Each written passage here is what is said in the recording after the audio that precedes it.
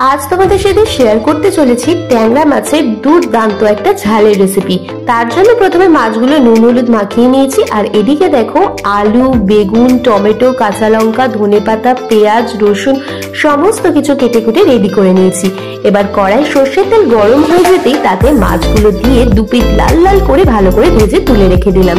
এবার মাছ ভাজার তেলে আলু আর বেগুনটাও নুন হলুদ দিয়ে ভালো করে লাল লাল করে ভেজে নিতে হবে। ফোড়নে দিয়েছি সামান্য একটু পাঁচ ফোড়ন, শুকনো লঙ্কা, তারপর দিয়ে দিলাম কুচিয়ে রাখা রসুন এবং পেঁয়াজ। গোল্ডেন ব্রাউনিশ করে ভাজা হয়ে যেতেই তাতে অ্যাড করলাম সামান্য একটু আদা রসুনের পেস্ট, হলুদ গুঁড়ো, যে যেরকম ঝাল খাবে সেই পরিমাণ মতো লাল লঙ্কার গুঁড়ো, স্বাদ মতো লবণ এবং সব শেষে টমেটো অ্যাড করে ভালো করে নেড়ে চেড়ে মশলাটা কষিয়ে নিতে হবে।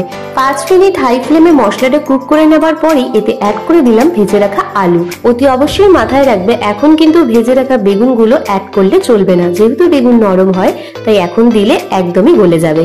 দিয়ে দিলাম ভেজে রাখা মাছ, উপর থেকে চেরা কাঁচা লঙ্কা, তারপর এতে জল অ্যাড করে লো ফ্লেমে ঢাকনা চাপা দিয়ে 10 মিনিট কুক করলেই আমাদের লাল লাল ট্যাংরা মাছের ঝাল কিন্তু একদমই তৈরি।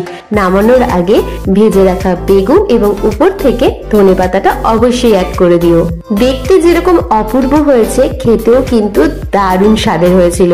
তো তোমরাও বাড়িতে অবশ্যই একবার ট্রাই করো, আর ভালো লাগলে ভিডিওটিকে লাইক, শেয়ার এবং চ্যানেলটিকে সাবস্ক্রাইব করে দিও।